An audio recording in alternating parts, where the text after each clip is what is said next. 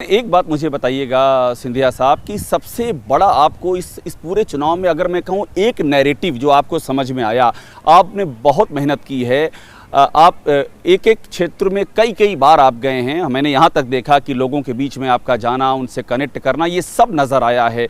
सबसे बड़ा नैरेटिव आपको इस चुनाव का क्या दिखाई पड़ा है?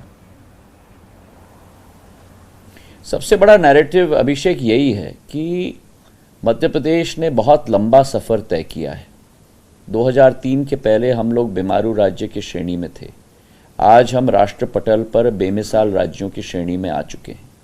आप अधोसंरचना देखो, सामाजिक प्रगति देखो, औद्योगिक विकास देखो, कृषि विकास देखो, हर एक क्षेत्र में अलौकिक प्रगति और विकास मध्य प्रदेश ने किया है।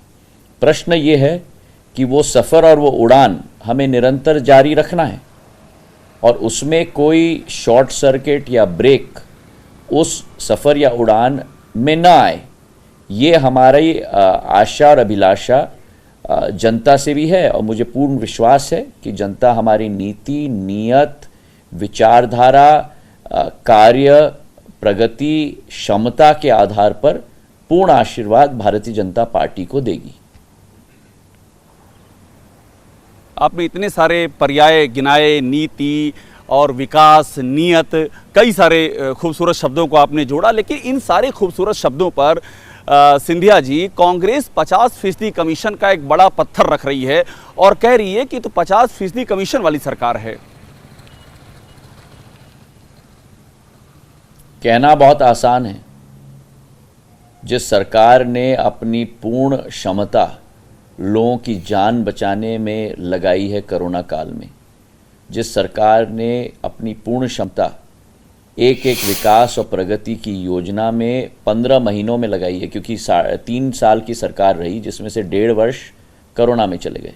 एक्चुअल वर्किंग टाइम केवल 15 महीने से 1.5 वर्ष मिले हैं और उसमें जो हमने प्रगति और विकास लाई है, और वो कांग्रेस पार्टी कह रही है जो स्वयं अपने गिरबान में झांके, जिसका 100% कमीशन नहीं लेकिन 200% कमीशन वाली सरकार चली थी, वो बात कर रहे हैं।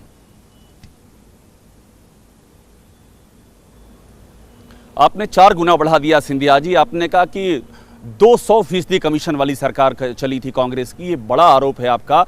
वो एक बात जो लगातार कहते हैं और इस पूरे चुनाव में अभी आज के दिन तक ये बात उनकी ओर से रखी गई है। आरोप नहीं है, ये आरोप नहीं है अभिषेक,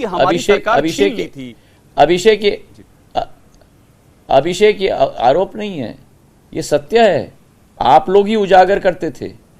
रेत माफिया, खनन माफिया, हर विभाग में भ्रष्टाचार, ट्रांसफर उद्योग, आप लोग ही प्रकाशित करते थे 18 महीने की सरकार में।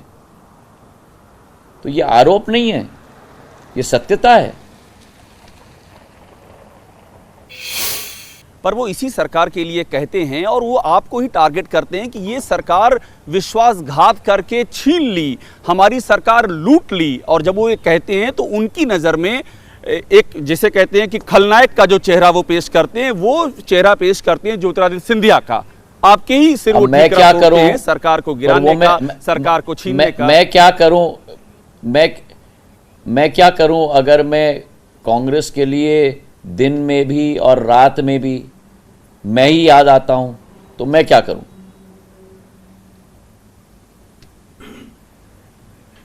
नहीं, पर आपने ऐसा क्या है सिंधिया जी जो आपको ही इतना ज्यादा याद किया जा रहा है? इस एमपी चुनाव में कांग्रेस की ओर से अगर सबसे ज्यादा किसी एक पर वार किया गया, जो मैंने खुद नोटिस किया, मैं तो यहां घुमा हूं, तो आपका नाम है वो।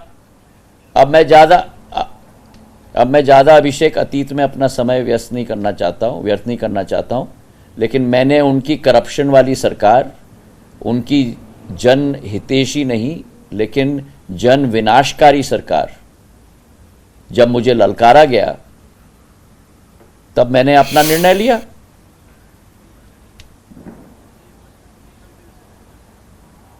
जैसे ही घड़ी का काटा दोपहर 2:30 पे आए, बबीता जी का दिल सास बहू साजिश के लिए मचल जाए। और ये है इनकी बहू, पूरे दिन ऑफिस की टेंशन हो जाए गॉन जब ये करें अपना फेवरेट शो फ्री टाइम पे ऑन। इनकी तरह आप भी देखिए अपना फेवरेट शो अपने टाइम पर और डाउनलोड कीजिए एबीपी लाइव ऐप अपने स्मार्ट टीवी पर।